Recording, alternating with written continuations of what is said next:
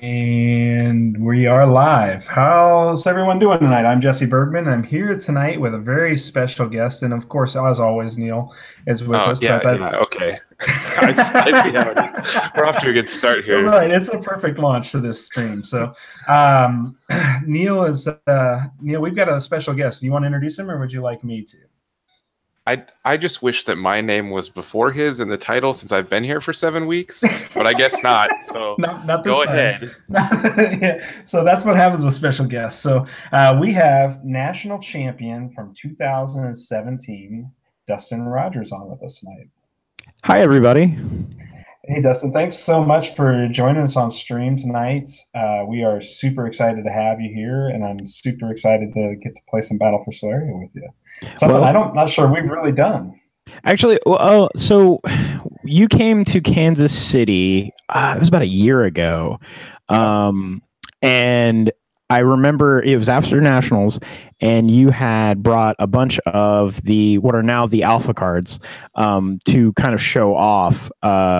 And so we were kind of playing with those, and you actually showed me the card that I had designed for winning Nationals. I remember got super giddy, took a photo of it with my phone, like, I must have this like now. I know I can't wait for it. Just it's like this weird sort of like I don't know how good the card's going to be, but it felt really nice to like see something that I pseudo created sitting in front of me.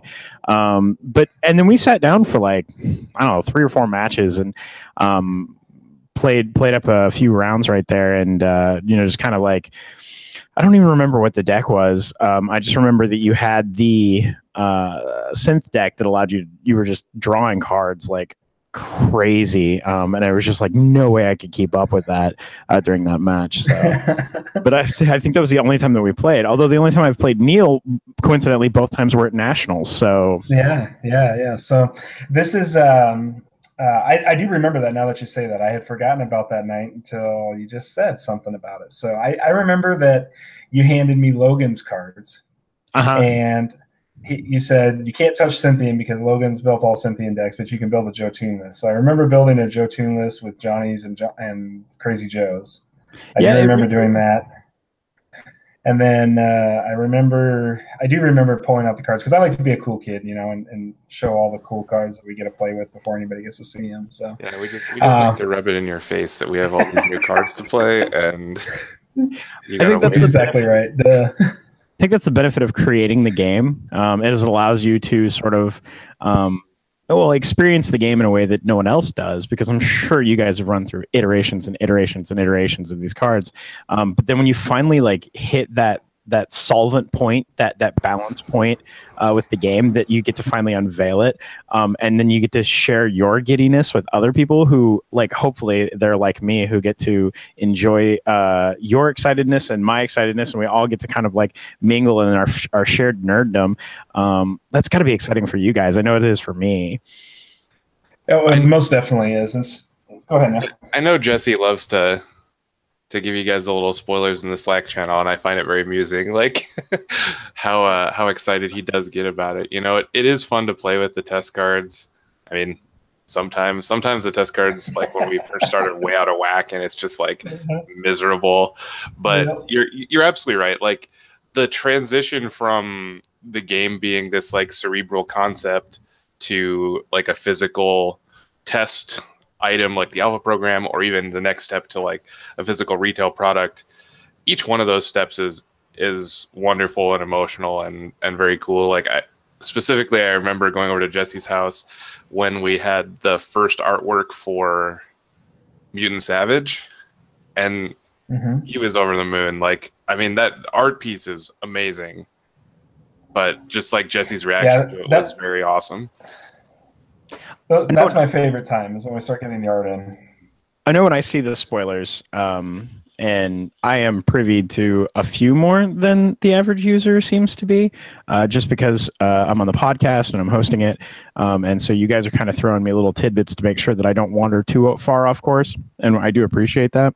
So I get to see a few more, but I also get super excited about that. Yes, I know I threw in a tag for my podcast, and I get to see that sort of stuff, and I get excited for it, because it's like, it was like this weird sort of like I can't explain it. It's just like it must be like what it's like for people who are big fans of celebrities, of which I'm not, to get to meet them finally.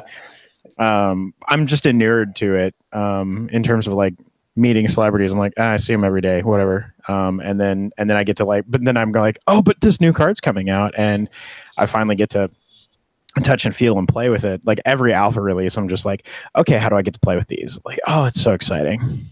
And then when John spoils the artwork, hey John, I just saw you pop in. I get super excited about that, because that's probably one of the things that drew me to the game. Actually, was the artwork, kind of like allowing me to sort of like visualize this world, and really brings me into something that I can experience. So it's just gorgeous artwork, just absolutely fantastic. So. Well, we appreciate that, and obviously, I would much rather our cards be the star of the show than anybody on the development team. That's for sure. So, as long as we're doing well, yeah. But I mean, I can't help you. You just help us at this point when it comes to this. So, yeah, no, it's 100% about I mean, we hope that all the hard work that goes from this side, is something that our players love. And we hear that in the podcast we do listen. So, I mean, it's nice to have that medium as kind of a place to close the loop, if you will, and really have an opportunity to get an impression from that. So we appreciate you doing the podcast. If you haven't listened to the podcast, or you're on stream tonight or watching this video and you haven't listened to the podcast, it's called Battle Commanders. We will make sure we get a link to Dustin's site in the video description at the end of the day here. And you should definitely be checking that out. If you like Battle for Sularia at all, then this is the place you need to be, because they talk about everything. Even if Matt Ochus goes on his little 2-minute rants, he's still, I love listening to Matt talk about cards, because Matt brings a unique perspective, which is why I keep bringing him back. He has ideas. I can see them filtering in his brain of his. But when he nails something, he really does. He has a perspective that like I can't reach. And I think it's better for the podcast to have those types of like opposing views on it, which is kind of why I just keep bringing him back, even though he just frustrates me to some end. But if you guys actually heard this week's episode that went live last night, at the end of the outro, there's a little bit of a behind the scenes thing that goes on. Yep. That we've started to do, and I say we, I mean I've been recording it, and I decided I wanted to sort of like show like how much fun we are having recording the podcast, because it is a passion project for us, which is sort of this weird thing that's going on where we get to take your passion project and then we get to play with it. Then we get to create a passion project from that we get to then set out into this world. So it's this weird sort of like I don't want to say circle, but just this path of like fandom after fandom after fandom, and we just love doing it so much. And so we've started tagging these little. For the last few weeks, we've been tagging these little add-ons at the end of stuff that gets recorded before we start. Just so that I can get sound levels and stuff like that. And then we go on tangents because we're not even remotely capable of focusing. And so I've just been kind of pulling out what I can pull out, because it gets a little not safe for work, and started adding those to the end of the episode. And I think that just to kind of show that it's like, no, we don't find this a slog or anything like that. Like we just actually enjoy doing it. And I hope you guys are enjoying listening to it. And plus, if you listen, we're going to give away all of our like secrets and stuff, so that like when you actually do play us, like you're going to be on the same level. We're not holding anything back. Yeah, no, and no, it's I enjoy listening to the cast. I know that all the team members listen to it.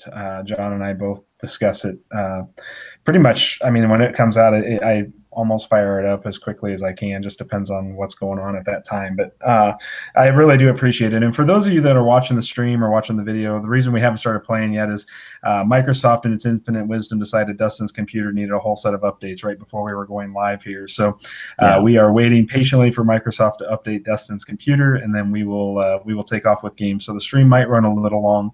I will put the start time of the games in description as well. So if you're catching this post live stream, but in the meantime, Dustin, let's talk a little bit. Like, You guys do a couple of different things on your podcast. You do the tactical analysis, which I love that because it's very raw and in your face feedback, about our cards and our proposed card releases. It's already been helpful in helping us close the loop coming out of playtesting, where our playtest environments operate in proverbial echo chambers. We try to get out of those, but their metas are self-contained, and the reality of it is that as soon as we put out a release, all the testing that was done on it is broken usually within a day. It's been exceeded. So there's just no chance for us to really test every possible scenario, every possible outcome, and really understand what that, what implications a card could have beyond what we see in our test environments. So when we step outside of that and use the alpha program, as a way to show cards in a state that we feel is, maybe 90% there, it gives us a really good chance. And so, your podcast is kind of crucial in terms of that feedback loop of, getting some feedback and how to manage that and whether or not we should respond to that, and sometimes we don't, because we know what other cards are coming further down the pipe that haven't been seen yet. And sometimes we do know, understanding that, there's a different perspective and a perspective we should honor. So. Yeah, no, I appreciate that. Like our goal with that wasn't really to go hey guys, fix these. Although we have had those conversations on the podcast, or at least some of us have those opinions, but more it's more to engage the players, their minds. The big thing that I enjoy about the whole game, I like playing it, don't get me wrong, I enjoy playing it, but the deck building is this sort of art form that I really enjoy. And I kind of task myself with being a deck builder. And I task myself with going out there and just being creative in that sort of realm. It's a very, constrained environment, 60-90, you get 60 cards, 90 points. And how do you get something that synergizes with itself? How do you get something that can play even when it's not an optimal draw, and then thinking about what are the optimal draws. And so that's really been the fun part about these tactical spotlights is to kind of go at these, especially the alpha cards, and to really dig into, where are these going to play into either existing decks, or are these cards that you might want to build around? That's kind of our approach when we go into these conversations is where do these synergies exist? And see if maybe and hopefully the players are going to catch stuff that we're missing as well, because that brings some enjoyment to it to a degree, where it's oh, there's not an obvious synergy. Hive of Sarah, there's obvious synergies right there, in my opinion, but maybe there's something out there where it plays really, really well with, I discovered Metarox really fuels off of that in a good way, just because it's more token gen and stuff like that. But it's not the most obvious synergy. So those are kind of fun things for us to explore with that. And then when we go into the more in-depth ones with the Omega cards, which we have another one planned for the Scythian faction next month, where we're going to talk about the tactical conditions with that, which is a whole different beast from the Jotun, as you guys are well aware. We're going to come into that and really explore how those work and more of the deck building approaches that we've found, and the pros and cons of everything like that. Those are really fun for us to do as well, because we're just kind of hoping that we raise the discourse of the conversation beyond the obvious. Why would you include this card instead of this card and stuff like that? So that's really fun for us, because we're constantly just goofing off, building weird decks and stuff like that, and seeing what's viable, what's not. I build decks frequently that are just how many different cards can I cram in here? A sort of singleton format.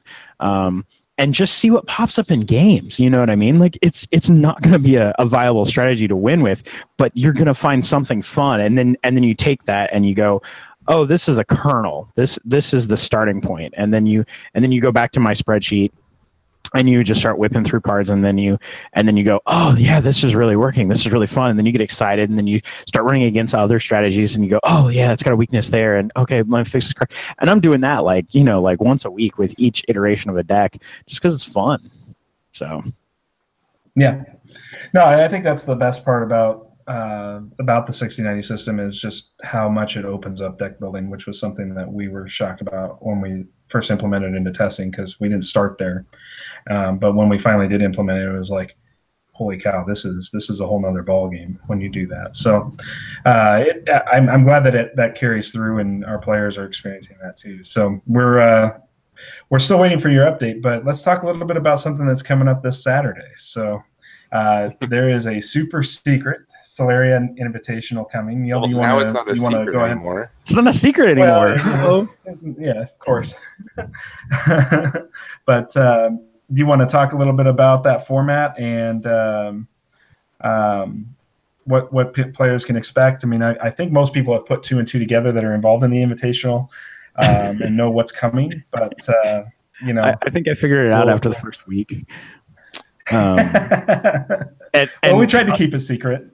No, and I appreciate you doing that. Before you guys explain it, which is fine, I just wanted to tell you, like, my friends could not, like, I don't want to say they couldn't stand me, but they were like, okay, Dustin, it's cool and all, and we're excited, but calm down just a little bit. I'm like, no, you don't understand.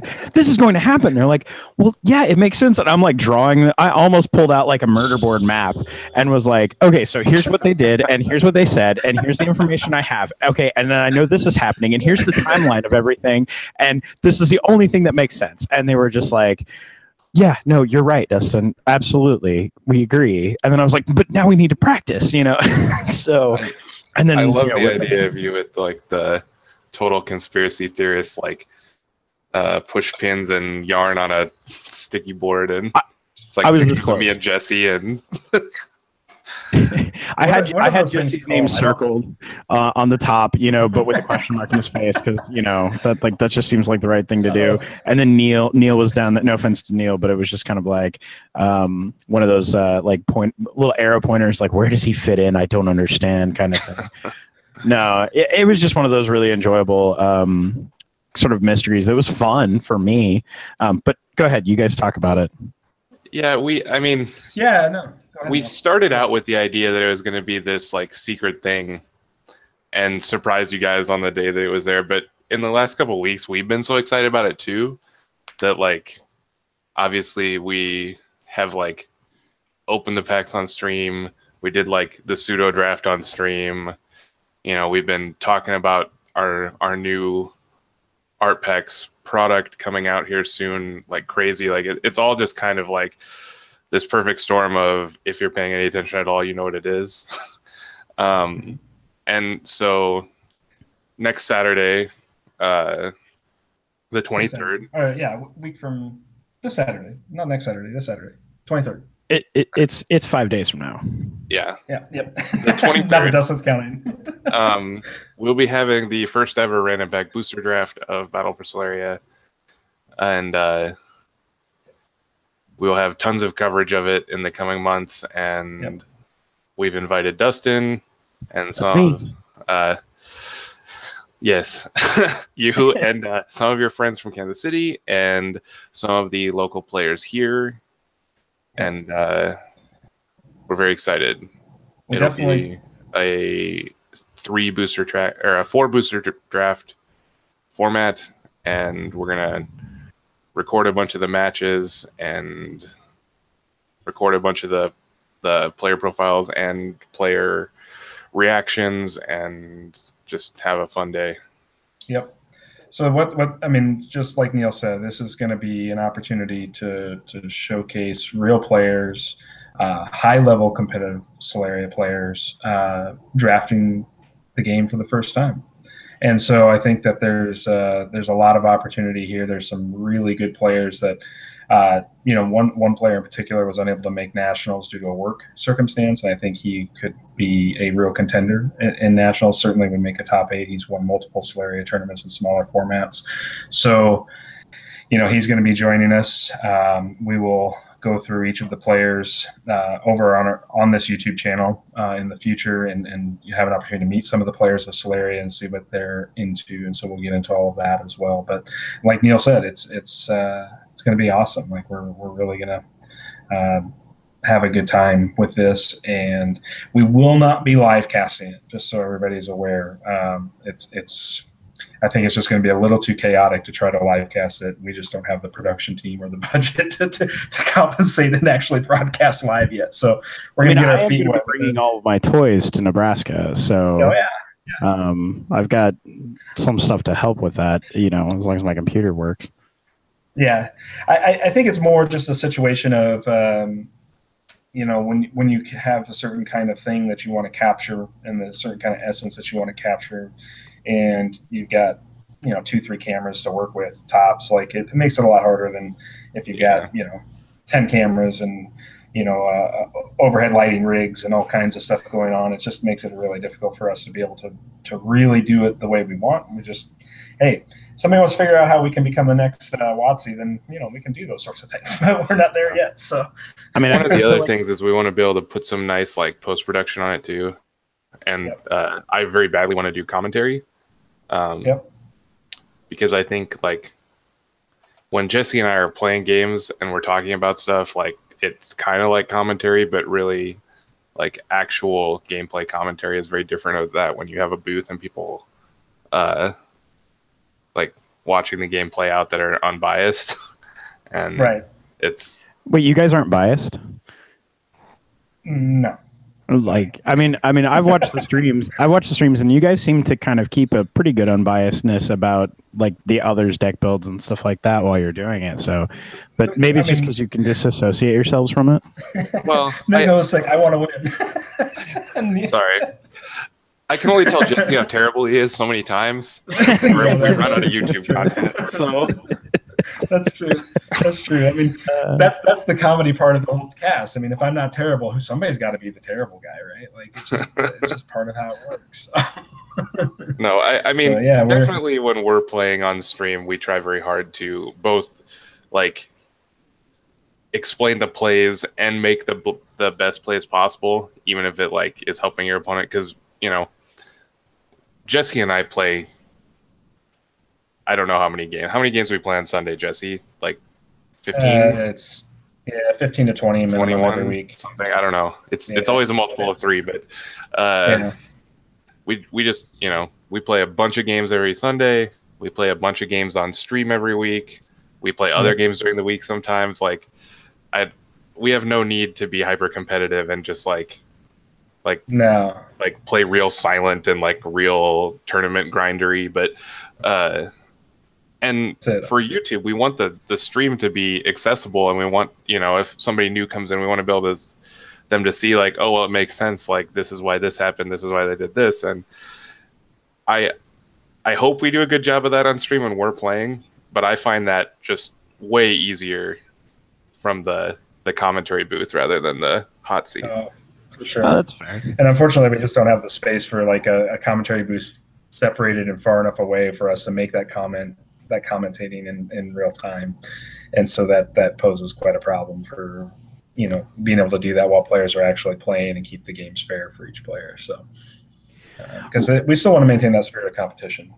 Right. So and that's totally fair. I get that, guys. Like physical limitations are kind of really the big thing. And so I understand wanting to put commentary to it and stuff like that. I just can't wait to see like I don't know, maybe it's because like I just don't care about people being critical of my stuff, because it's like, well, that's how I get better as a player or as a, you know, whatever. But it's kind of interesting to watch to then take in what people are saying about, you know, what you did. Like if you're going to be watching the draft and you're going to be like, you know, maybe you should have picked this other card because these are the cards that you drew and stuff like that. You know, it's like at the moment the only voice you have is what's in your head. And it would also be interesting to see like what other players are thinking of, like when, like, let's say I drafted the wrong card, you know, and then they come back and say, oh, you know, this was a much better card for your deck and whatever. And you know, maybe I can then, you know, respond and explain like, well, this is kind of what I was thinking at the time. That would be kind of fun too. Oh yeah. No, we're hoping to do some of that post production. So we'll kind of circle back on that, you know, with this invitational and bring some of the other players in and talk about their decks in particular. And, you know, I don't think we're going to be able to do it all in real time, but we are definitely going to follow you as a draft master. So that means that there will be a dedication to just watching you make picks through the whole process. That's kind of the honor of being national champion. So if we do this next year, and anybody that's on stream that wants to do this, come to the Invitational and do this, well, you better win. It's the best chance you're going to be draft master. Yep. That's the stakes that are at play here. Right. You get we know they're large ones. You get sweet cards. You get sweet like epic, like you get these copies of these cards kind of thing. Not broken cards, but these are like, this is your artwork. Like this is for you. And then you get a playmat, and then you get to design a card, and then you get to be like, I mean, it's kind of one of those gifts that keeps on giving. Like, honestly, the least cool part of the whole thing was the prize money. Which was cool. Don't get me wrong, bought me a lot of McDonald's, but it was really fun. It was really fun to get that stuff because I get to show it off. It's like, especially when you're demoing the games or something like that, you kind of get to like, oh, look, this guy's, isn't this cool? And then I have to admit that I'm still pretty salty that I didn't win that. I was mad that last year. I mean, and I'm more salty now that I don't even get to like try again, play for it again this year. Because you're no longer Neil. Okay, so let me to anybody out there. I mean, I know that they haven't posted the games online and stuff like that, but Neil and I played at the feature table game 3 at Nationals, and Neil and I just. He beat me. Neil was the only person in the entire tournament who gave me a loss. You know what I mean? So like, I'm well aware of how good you are. So like, I want rematches though, because I didn't feel like our games really played out more than a coin flip sometimes. Yeah, our match that was actually in the Swiss that you're talking about that I won, like we played 2 non-games, just like you said, like a coin flip. Like we just had bad draws, and then the one game was very interesting. Yeah, and I did manage to win. And then we played again in the top 4, and you absolutely annihilated me. And no, but it was the reverse of that. We had 2 more games that were just coin flips, and then it came down to the third one again. Yeah, so that was kind of fun watching. And you were playing Jotun, which was the opposite of me and the opposite of the majority of people who were there. That's true. My friend Zach and I were the only people playing Jotun that day. And I really think the deck was very good. It ran well. And, but, can't win them all. I think Colin was playing Jotun. So that's right. There was, of the 10, there were 3 Jotuns, me, Zach, and Colin. Yeah. And so I think that's definitely, it was a testament a little bit to what the meta was like in last year's Nationals, and I think this year things are going to be wide open. So I'd be really curious to see what factions come out of it. And we got double the factions now, not even like a larger card pool, like 4 times. You're doubling the faction count. I think I don't want to get too deep into that, but I think the one thing at Nationals and this is what swayed me to the Cynthian side, was just like, you can kind of dig yourself out of a bag draw with Cynthian a lot easier than you can with the Jotun. Like, it's still not, impossible to do, but it just, like, consistency wise, it's like, even the games I lost, I felt like I was a little bit closer when I was playing Cynthian, which was kind of what switched me, because I was a huge Jotun fan, like up to regionals even. So I can't wait to see what happens for the two new factions kind of thing, where it's like, I don't even know what people are going to choose yet.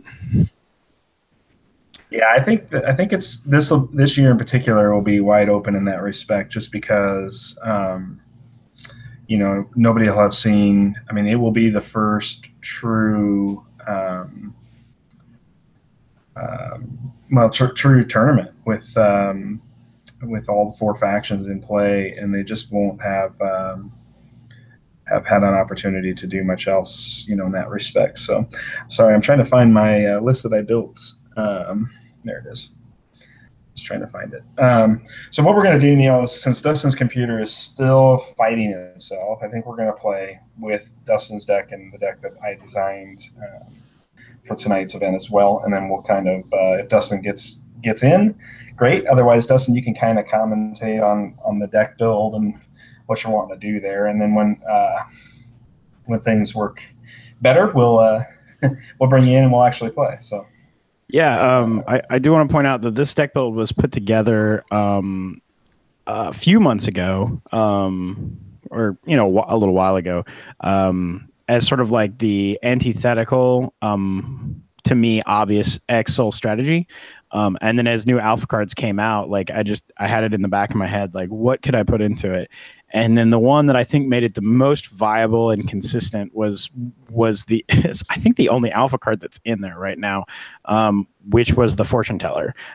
So I'm interested to see. I actually haven't played with it yet, so I'm interested to see like how well it runs. You were a man after my own heart, as it. Fortune Teller is probably my favorite card from Cycle Pack 1, and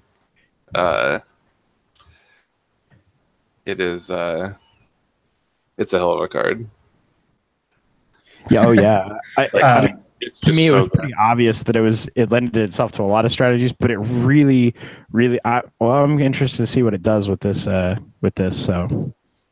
no, I think Fortune Teller is a good, solid pick. Front row on the perimeter, and then I'm gonna pass Neil. I think it's 100% right, and it's a good card to add to give the Xolarian a little bit of consistency, which is something that probably going into nationals are going to lack. But it is what it is. I don't think that means that they're any less powerful, and I think the deck base that you built here tonight is a really good preview of one of the better decks for the Xolarian. So, I mean, those watching the stream are definitely getting an opportunity to see this thing in action. Giving away my secrets again. Oh, well, that's okay. Jesse declares that okay. Jesse's allowed to I mean, if somebody...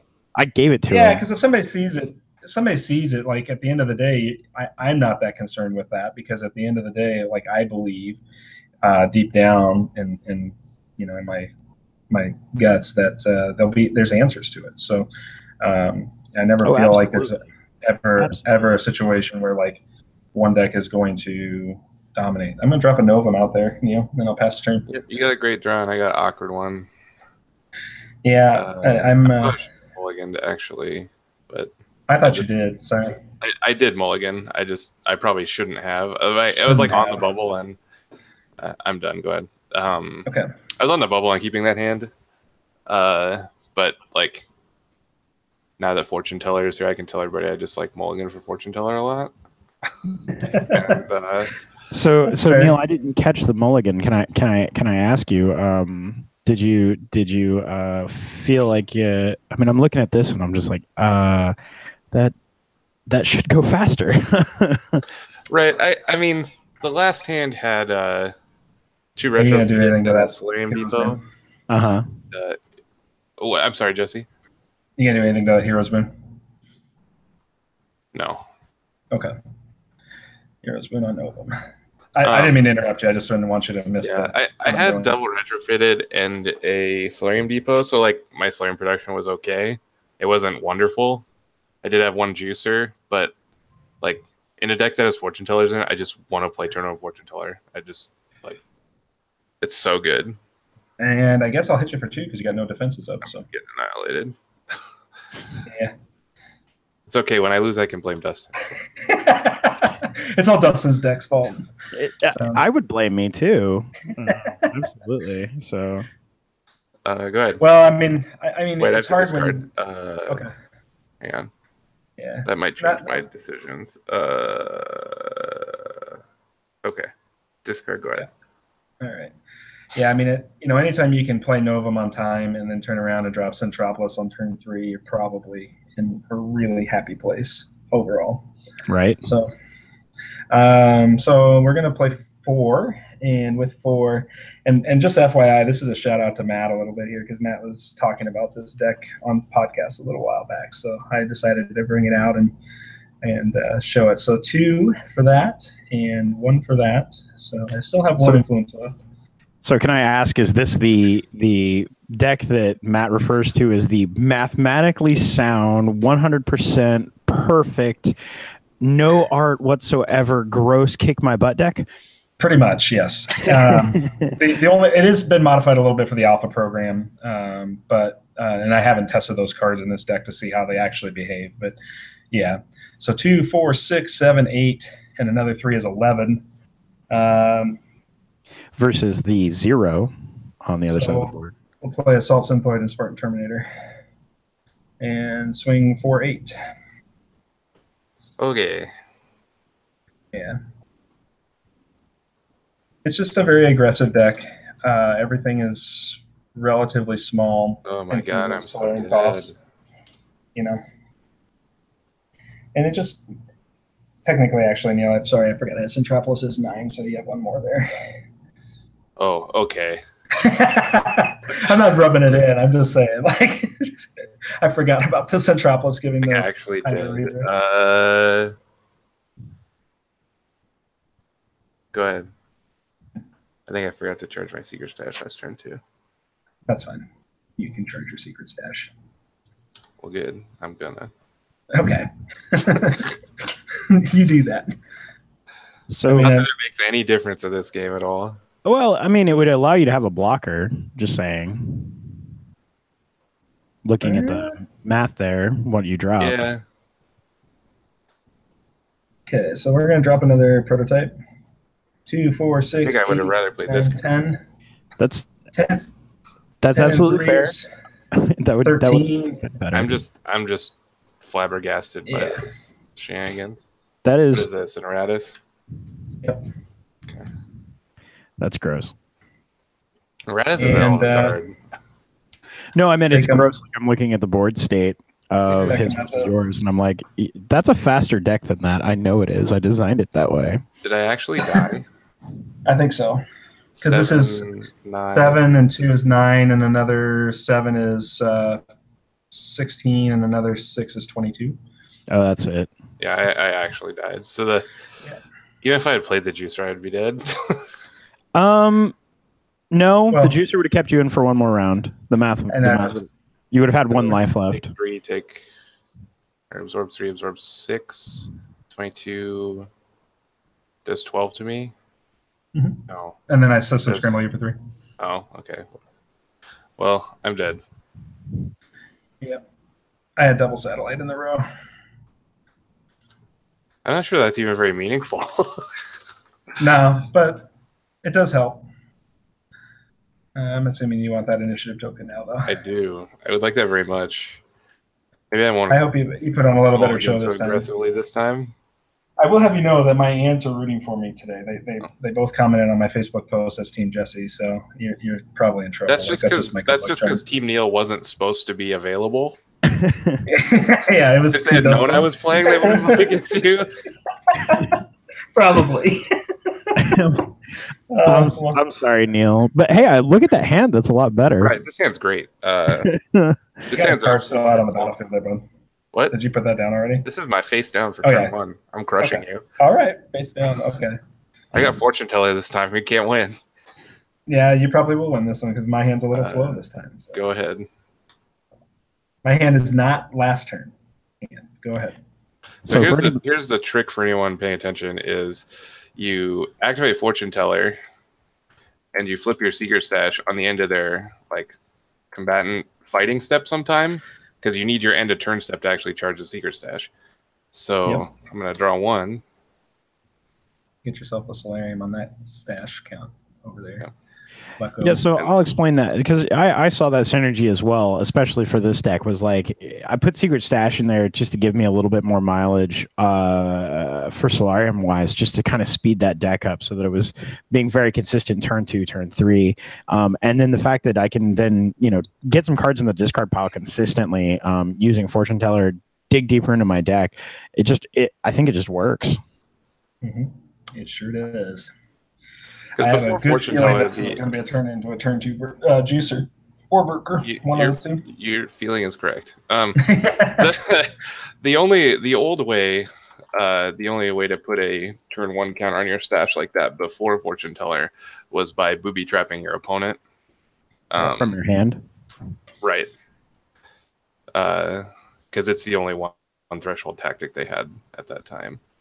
So here I'm going to discard this. I'm activating my fortune teller on my influence phase now, And then I'm going to play a Solarium Depot. Yeah. Scrapyard is one of the few sites you want to put in the front row as a 1-drop because its stats are the same as Solarium Depot's stats, but Solarium Depot's better, so you protect it with your 1-drop. I've actually been doing it a little bit more with Protoan and X-Solarian in the meta, where I'm not fighting Jotun in flight, where I'll put the perimeter alert up, and it helps me protect those 2 Solarium resource sites a little longer on the Cynthium when I'm playing them. So you're going to swing for 4 there? This juicer here. Yep. Sounds good. I can take 4. Over here someplace. Probably dead unless I draw something good here. Yep. Is there a stockade?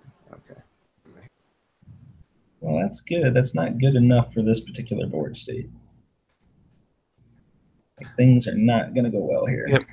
This is exactly how I assume Dustin wrote this one up, because the juicer is pretty good. That was a nut draw right there. Like, that's kind of what you hope for to see. Like, that's like, yep, this is going to work. And then, but it's still kind of like I built in some stuff to give it life after that sort of nut draw too, or at least that was what I was thinking as I did it.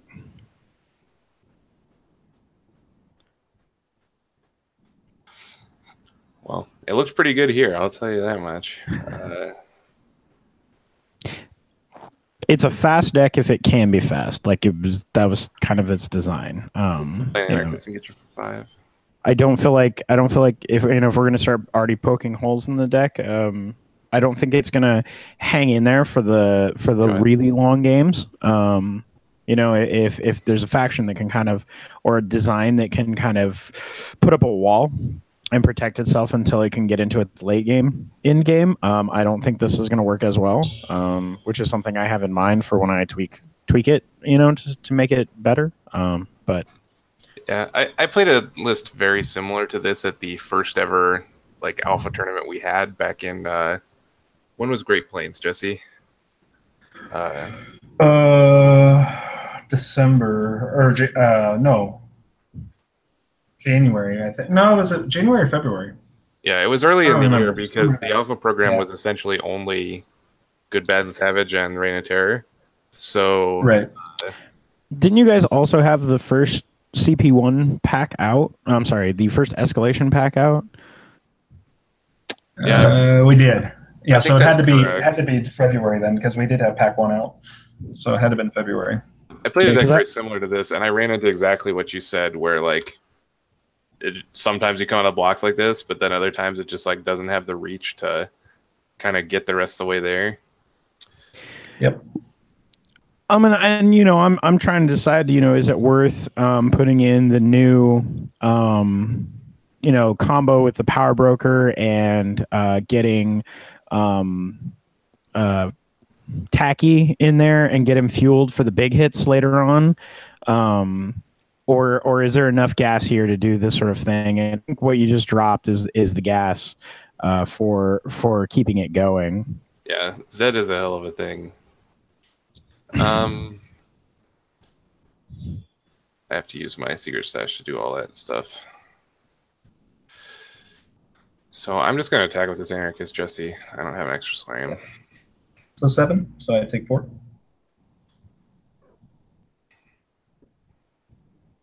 Go ahead. Yeah, Zed is a hell of a card. The last 4cc combatant we had to restrict. And I'm not sure Zed is quite as good as Ferdum, but he's a hell of a thing, man. He's really nice. But the thing is that he's defeated by his own condition, unlike Ferdum. He has a time clock on him. So in that regard, I don't think he's necessarily as good, but he's a fantastic 4cc combatant.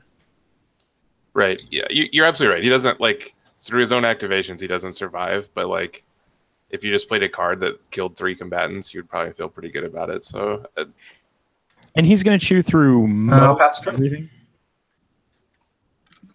I mean, I'm thinking of a few cards that he won't be able to deal with, but you're not really going to use him to go after the stuff that only costs 1cc, like Grey Harriers. that won't kill him, you're going to go, yeah, I'm going to take down something that has like 6 or 7 or 8 attack, get them off the board, do 4 damage to their life, 5 damage to their life, 6 damage to their life. Like that's where his value is. And so he's going to have this ticking time clock on him, to kind of force him off the board. So unlike Ferdum, who can protect himself for days.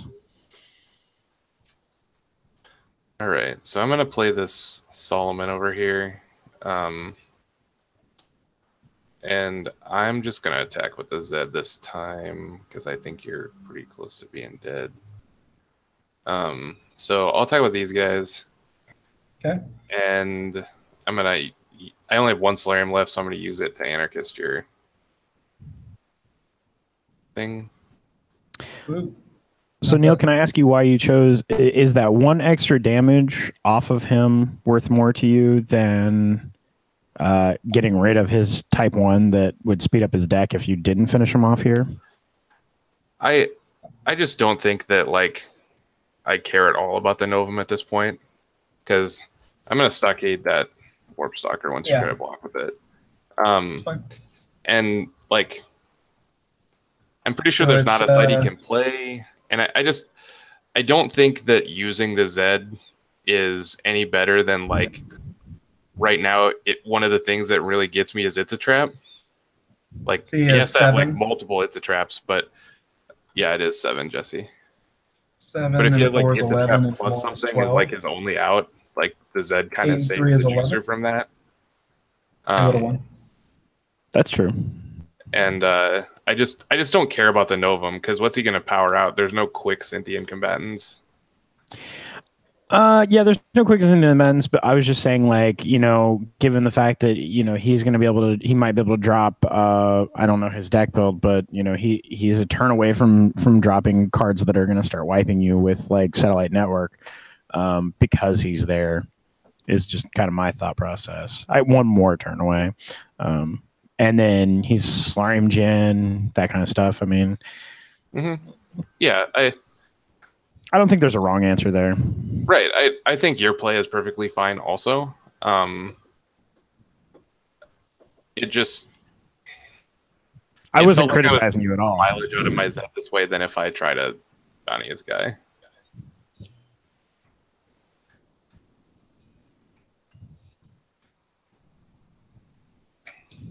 Sorry, I'm having some lag problems with your middle of nowhere internet. Yeah. So there's 4 counters on Novum there. I got your back. There you go. So 5, 6, 7, 8. Make 8 Solarium. Yep.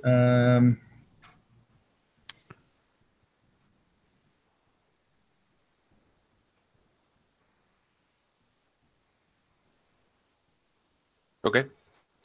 Animus Fox.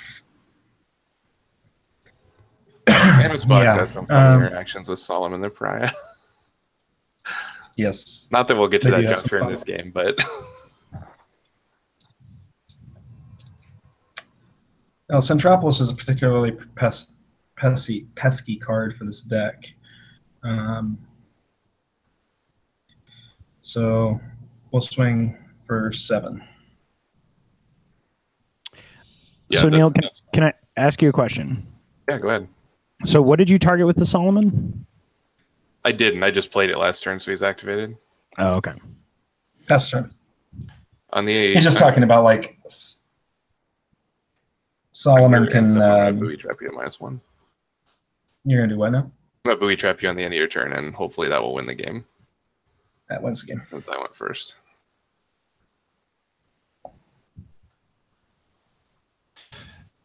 Yeah, I had not yet Solomoned anything. It's just I just saw you I played him. Picked him up or something. I was just like, I'm just like trying to show the viewers what they do. When in TTS, when you like hover over a card, it'll give you the blown up version. Right. And specifically, like he has like the opposite ability to Animus. That was what I was trying to illustrate. Oh, giving some extra commentary. I like it. What I don't like is how slow my computer's being right now. I would much rather be playing that deck than you, Neil. No offense. Yeah, I mean, I would like that too because I'm doing a lot more work than I could be. My apologies. I'm pretty lazy, so getting you to come on stream and play I was excited about. I was excited about it as well. I was crazy excited about it. I was like, "Are you kidding me?" Like, I finally had some free time, and we were able to make this work. And like, I was crazy busy last week, and I was like, "Oh, perfect! I get to play some Sularia. This is gonna be fantastic." And now the universe is contrived against me to make me watch my own deck build play. Well, if that makes you feel any better, I'm locked up right now with connection problems. So. Okay, well, I'll just give it a little wait and me and Dustin can talk about whether I should keep this hand or not. So I'm looking at it right now, and yeah, it's on the bubble. The thing that would really have me keep it, not trying to give too much away to Jesse, is the card in slot 1 and slot 4. You can talk about it like it's not. We don't care if Jesse has the information. So you have a pair of secret stashes, right? So that's just 2 Solarium for free right there. Sure. And so like I know, and then you have the site, so you can I'm having a hard time seeing that on my monitor. So you can get your Anarchist out even before your sites drop. And then you have Oasis. So turn 3, you're feeling good. And like I would keep it. So assuming that I keep this, you would use both stashes to play Anarchist and not wait until turn 3 to play Solomon, assuming I don't draw anything? Well, I mean, that's where I would decide, is after the first draw, because stash will be down.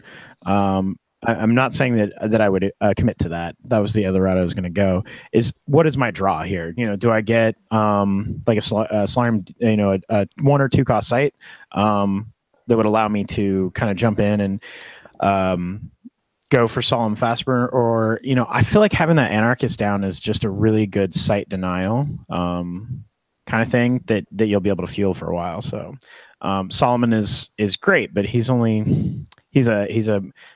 good clock. Pass the turn now. Yeah, I don't know what I would decide until after I saw the draw. All right. Well, I'm going to play this face down, and I'm going to pass, and then we'll see what happens. Okay. I think under normal circumstances, I would lean towards playing the Solomon and like not playing the Anarchist on turn 2 if I don't draw anything, because Anarchist saps my Solarium production if I'm using him, and I've already like spent both my Solarium counters if I do that. So if I am actually like site low, then he's like much harder to activate. It like slows down my other plays, and if I'm not activating him, like I don't think I want just a 1/2. But I guess it depends on what Jesse plays. That's true. Yeah, I'm not meaning to sit here. Sorry, I just like full lag out, so I'm waiting for the draw 2 to actually come into my hand. I can't help you with that one. Can you not go grab the cards and just move them into his hand for him? I don't know. Well, Do I have control? I tried to actually hit the draw 2, so I doubt it. It worked. There they are. They're good. I got them now. There you go, Jesse. Cards are in your hand. Thanks. Appreciate that. Well, now can I actually play something off of this? That'll be the question. I don't know why that was so funny to me, but I almost snorted water out of my nose when he was like, "It worked." Tabletop Simulator is like, and it's like an excellent program and a terrible program. It simulates holding cards in a real world really well. It just doesn't fix all the stuff that you would want for like, oh, I'm playing in a digital space. Right. I only drew 1 card. There we go. So like that was an abysmally bad draw. Yeah, that changes my mind there for you at that point, because it's like I might as well get Solomon out of my hand. It's like wait for turn 3 to get him out, because there's no way I want to keep 2 of them in my hand and really feel bad about not playing him. Yeah. Go ahead, Jesse. All right.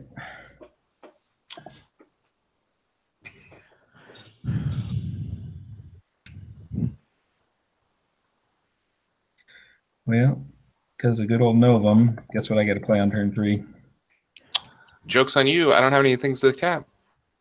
Yeah, that's true. But when you do, make 6. And this is going to look familiar to game 1. Yep. And hit you for 2.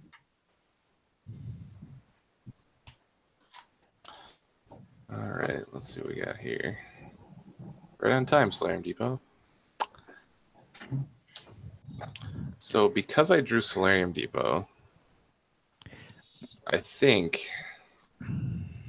that I agree I with need that. to play Solarium Depot and then play this guy, because that's how you come back. Yeah, that board state that I'm looking at is exactly what that is for me. Okay.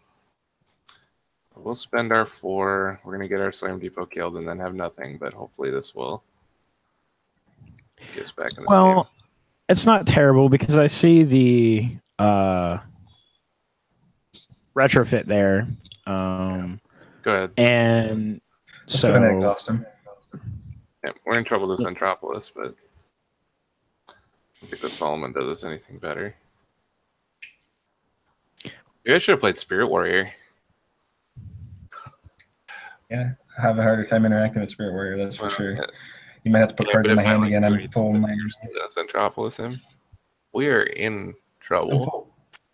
Mm-hmm. The home team is in trouble. I'm in full lockout mode again. You might have to put cards in my hand. Hey, maybe we can just time him out and then we'll win. It's my favorite way to win a game. So we'll talk about the cards we see there. So I agreed with that play, even with Centropolis on there. But yeah, I kind of see where, because Spirit Warrior is just a blocker at that point. Mm-hmm. And he has enough. He still gets like Centropolis even when he blocks, so it's like not great. Mm-hmm. Since the other move, and this is where there's an argument to be made, is Solomon. You could put him out there and like just ding his life, and see if something pops up where you can and get past it. And it's like feasible that I draw like, I don't know, an evasion, an additional burn spell that like combines with the Solomon, like a booby trap. But essentially with the Centropolis in play, whatever threat I deploy to the board is going to get Centropolis like that.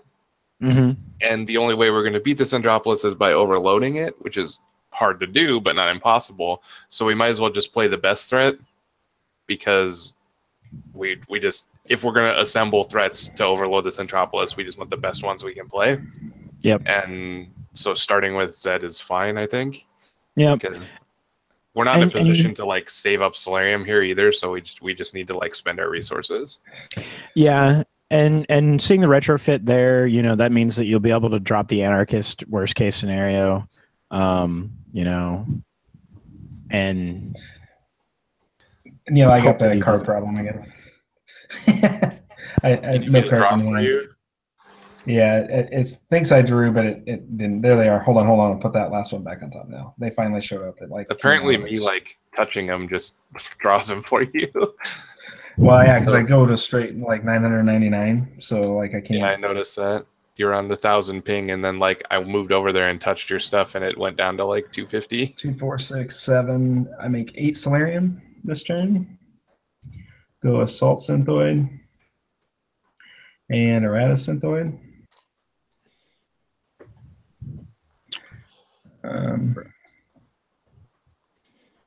Staying at the depot for 9.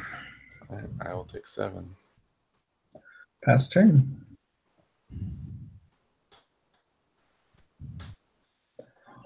Oops. Right.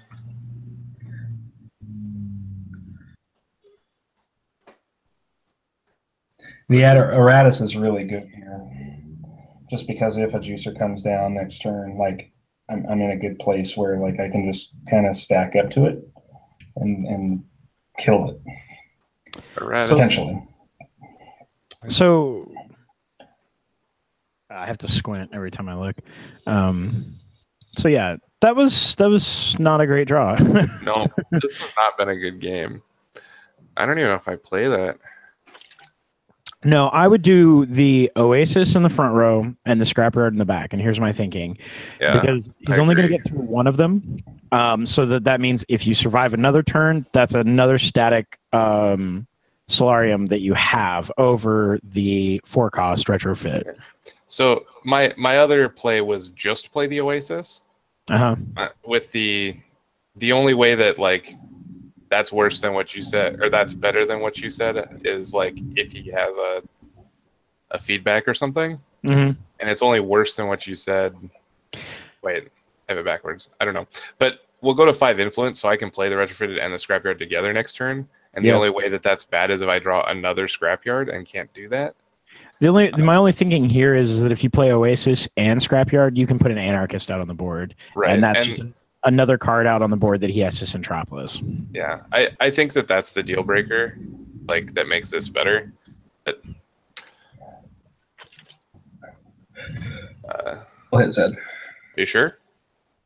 Okay. Are you sure? There's no thought process involved with that one. That was pretty obvious. I will pass the turn after that. And I'm going to go to 19 because I play an Oasis.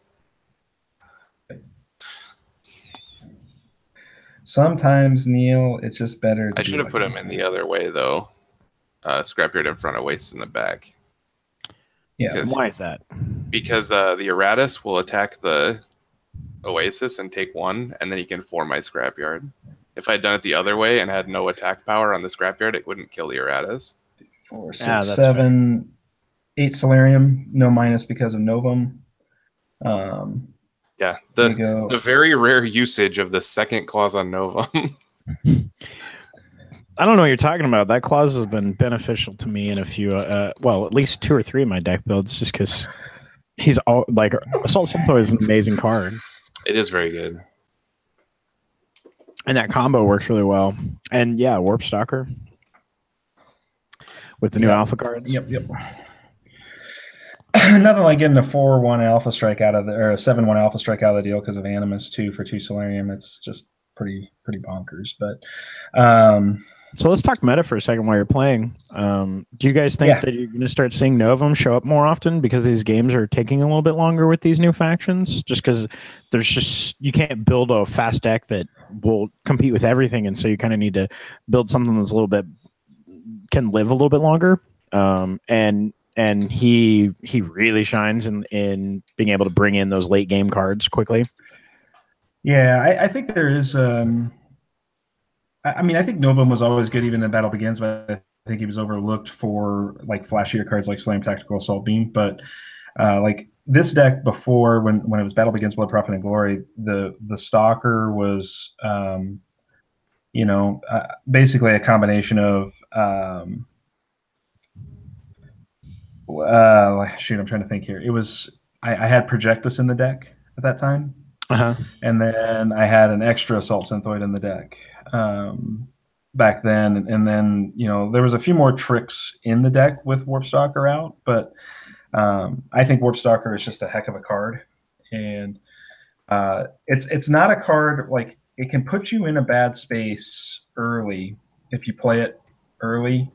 Where you lose a lot of momentum and tempo, you kind of almost have to have Novum first. Like the play pattern is really Novum turn 2 if possible, and then go Stalker, after that. So go ahead, Neil. I'm passing. Yeah, I'm starting to do my stuff here. Yeah. So I think that there's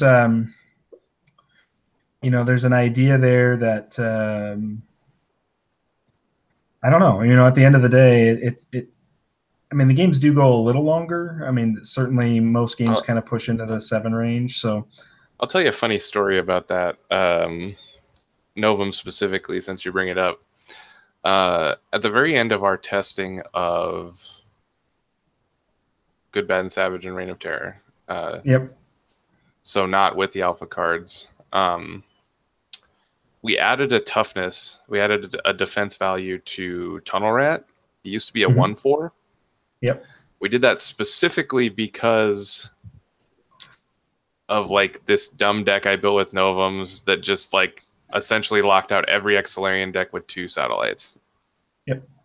And, and the fact that you could get it on turn 6, turn 7, it just became an inevitable loss for the Exilarian. So Tunnel Rat is one of the few guys that actually kind of extends through the satellites, which is important. That's, you know, there's more than one Exilarian deck, so like maybe there was an Exilarian deck that could have beaten that deck at the time, but it was like very, very difficult, and it was just kind of not very fun.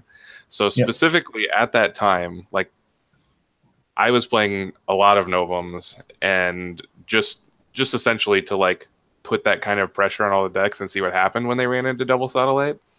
And in this matchup specifically, we had to like make a change just so like you have to do other stuff like Jesse's doing right now besides the satellites to win, because like I just could attack with Novum to win if you could never play a guy. And but if you have a Tunnel Rat, then you outrace the Novum, and that like fixes that tiny problem in that microcosm of the matchup. But so I think Novum is very good. It's like a weird deck because, or like a weird deck building choice because of cards like this, Warp Stalker, and just like this board he has assembled over there probably didn't need the Novum to do all that. Like it helped. The Novum got his Metropolis out a turn early. Sure. And that's kind of sealed your fate for this game.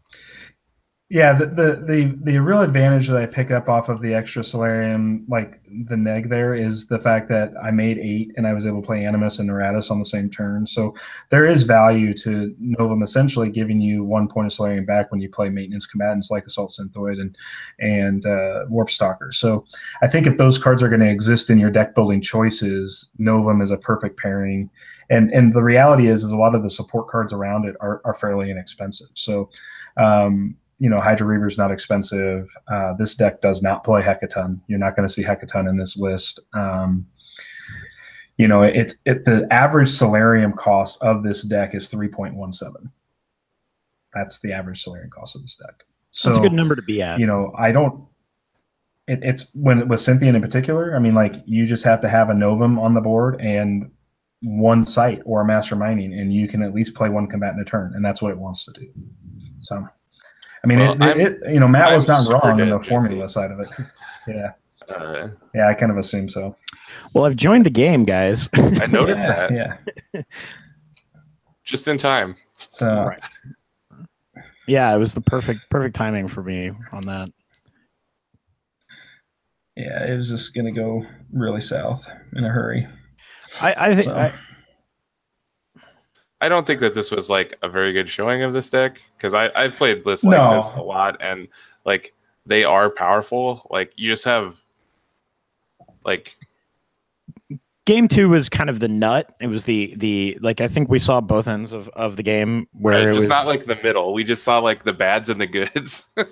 Yeah, that deck can get really sluggy. It's really kind of interesting when you're trading back and forth, especially with Solomon, especially with Zed, and the booby traps. Like all of that really allows you to control their combatants, and then so you can still just, you know, and it's really nice when you get to 6 alarm and you can drop like 2 juicers in a turn, because then your momentum just takes off even mid game. Yeah, I think that deck probably benefits from dropping a juicer for, you know, for a learner.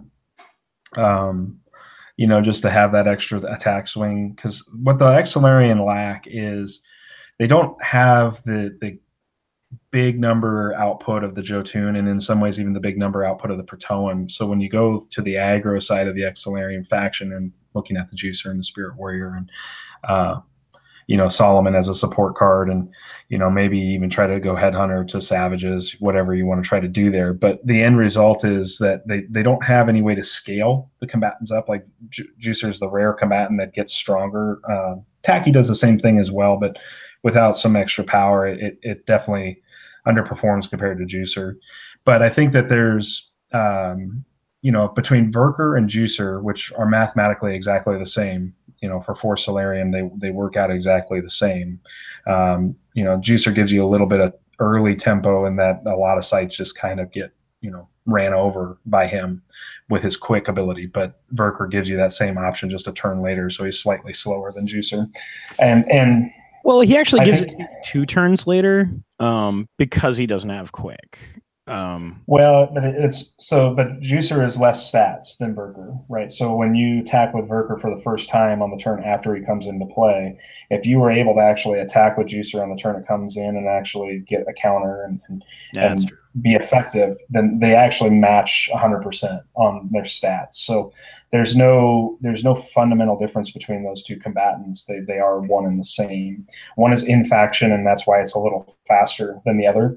And it's also a type 2, which gives you that other advantage of being able to have multiples on the battlefield where Verker's is still one of. But unless you're going to Kaiser him or do something one stupid of the very like that. few type 2 combatants in the game. Yeah. So I think that, when you look at those decks and you go, well, how does the Exilarian scale damage? Because they don't have the card that gives them all +1/+1. They kind of suffer from the same thing the Scythian suffer from, except that Scythian at least gets a little attack power from Animus. And I guess in a kind of quasi way, a little bit of attack power from Centropolis too. But the reality of it is that the Jotun and the Protoan are very, very good at what they do, and the Exilarian can play in that space, but they have to play a little different ball game. They have to play a little bit of a grindier game. It's going to go longer, and so the control elements become so crucial here in those builds to like getting you there. And so the only real way you can kind of gain tempo in the Exilarian, playing the Verker deck, the Verker Juicer deck, like what we're seeing here, in my opinion, is to at least get a learner into the deck, so that if you get to that 6 Solarium state and you've got a couple of Berserkers on the battlefield, like that's a huge boost, right, overall. And there's plenty of room. It turns into a much bigger blowout turn. I was gonna say there's plenty of room to get a learner in there, because I think I have 3 of Zed, which is just gross. That is an egregious amount of Zeds. And I'd gone that way just because I was curious. I wanted to see how Zed was going to run in the deck. It wasn't necessarily like this is how many I think I need. It's I want to see him to see how he runs. Well, and to be fair, if you're not playing against Scythian with Centropolis, Zed is a monster, right? Like, I mean, there's very little that the Protoan can do about Zed. He just trades so well with their big threats consistently, and the Jotun can kind of scale out of Zed's reach with some of their guys. Looking at Fenris here and looking at Oathkey with an Art of War doesn't even get there. So it's really just Fenris that gets you there. So, I mean, like, if they go big and tall on you, Zed loses some value. But you can still make that up with things like Booby Trap, Solomon, stuff like that. Well, and DOA. I mean, just like you just know that Fenris is the one card that's going to mess you up, so you hold DOA for that. Right. You just go, no. I actually did not put DOAs in this deck list. Yeah. So to me, DOA is a key there, but that's just, I guess we're talking some high level, meta. I mean, we're, if you're not running DOA in an Exilarian list, I think you're facing down some real threats that can be major problems for you because they don't have the biggest sites. We know that. I mean, Exilarian doesn't have the biggest sites. And so that actually gives them a little bit of a, they're already a little behind the curve in terms of damage mitigation, right? And they offset that with cards like Oasis, but their control elements are their keys. And so Assassin Strikes and DOAs going into, the current meta, that you'll probably see at Nationals are 2 cards, in my opinion, that have a real possibility of being superstars for the Exilarian. And the pilot that runs those and runs those well, we'll have a very good shot of making top 8 or even top tables after cuts. So, and I mean, the Exilarian can be a force. They're the trickiest faction to play, and they reward They reward a player that can have the patience to learn all of the play patterns that their opponents are doing so that they can react to it better, because that's the real trick there. Absolutely, they need a good pilot behind their deck at all times in order to make them run well. But they do run very well in those hands. Like the big threats just aren't that big of a threat in a good piloted, X-Solarian deck. So. Yep. They definitely reward a higher skill level. They have a higher skill cap to playing them, and that raises their ceiling higher, but it also makes their floor a little lower if you're newer to the game. I think they're going to be a faction that when you look at them, you're going to go, oh, these are awesome, and then when you start actually trying to play them, you're going to go, man, these are tough guys to play. And so I think new players in particular, which is one of the big reasons we never released X-Solarian right away, would find them to be less rewarding than the Cynthian or the Jotun, and to some degree the Protoan. It was hard to make the call on like the two factions to release at the first release. Was it Jotun or Cynthian, or was it, should we look at Protoan in that mix? And I'm glad we made that choice. I think from a lore perspective alone, I mean, these guys, obviously the Jotun and Cynthian have the hugest, I'm talking like our president right now. They have the biggest just pure animosity towards each other, right? In the lore, it's not as convoluted, it's not as political, it's not as ambiguous and gray in areas. So it just makes sense why the Jotun and the Cynthian are mortal enemies. It's not as clear why the Jotun and the X-Solarian are mortal enemies, other than just the Jotun being self-righteous jerks. So right, it's more like an ingrained to their society. You don't like outsiders. That's right. And that's 100% it, right? And they're not, and what the X-Solarian represent is what is wrong with human life on Sularia in the Jotun's eyes. So, I mean, that's a harder thing to convey to somebody brand new than going, well, here's the AI master race that they created that revolted against them, right? Like that's a much easier story to tell to get people to buy into what's going on in the game. Yeah, people can get to the tropes a lot easier too. They can wrap their heads around it. And I agree with you on the X-Solarians not being in the first two factions for that reason, because we talked about it on the podcast. Like, just don't give a new player the X-Solarian faction if you're demoing the game and you're putting something into their hands, because they break so many of the core rules of how you do things when you're learning how to do the game. Like, they're not actually breaking any of the rules, but like the stuff that you're trying to ingrain into these new players' eyes and get into their heads, I may have said that wrong, is just totally turned on its head when you're working with the X-Solarians. And while that's totally fun to play with,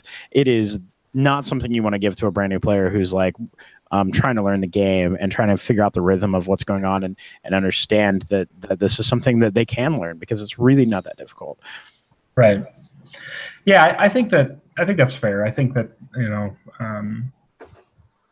like I said, it was a tough call. I mean, we would have loved to have all four factions right out of the gate, and that the way circumstances worked out, that didn't work out. But the value we got out of it is we were able to give our established player base, a year, almost 2 years, to really kind of get used to how the game operated. And then we could say, okay, well, now we're going to flip that all on its head. And the way the games work today compared to the way they worked pre-Reign of Terror, pre The Good, the Bad, and the Savage, the game is a different game, and it only gets more different when you start incorporating the escalation series stuff that we added. As different as Protoan plus X-Solarian adds to the starter set, the escalation series, when it's complete, added to that, just makes it that much more complicated again. And it's crazy because when we added Reign of Terror and Good, Bad, Savage, we're adding 2 new factions. We're doubling the card pool.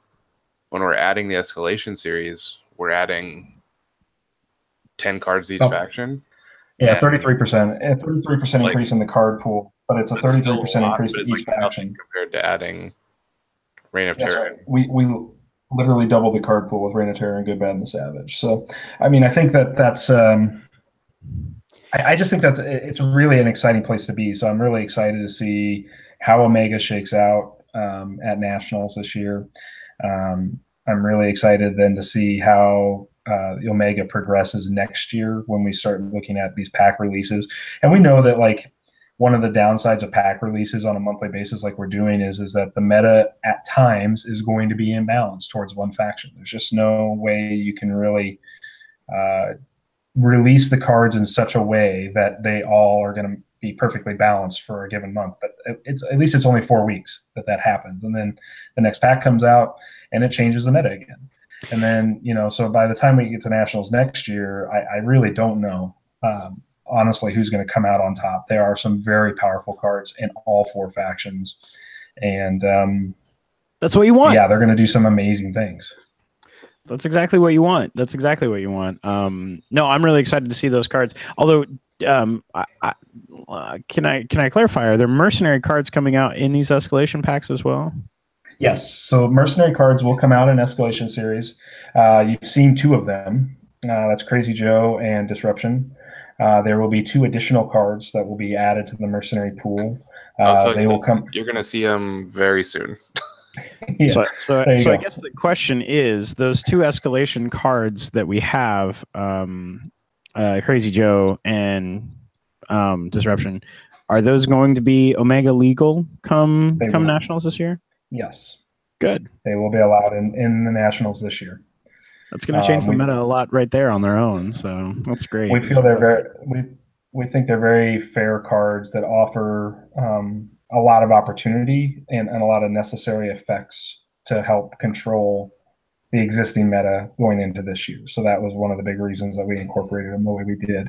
But yes, going into next year, if you missed out on the Reign of Terror pre-order exclusive, don't fret. There's going to be some solutions before Nationals so that you can still have those cards if you want them in your deck. Otherwise, they'll be part of the pack release for next year, and you can get them there. So if you have a deck that doesn't call for Crazy Joe or Disruption, cool, no problem. You don't need them. They are legal, but you don't need them then.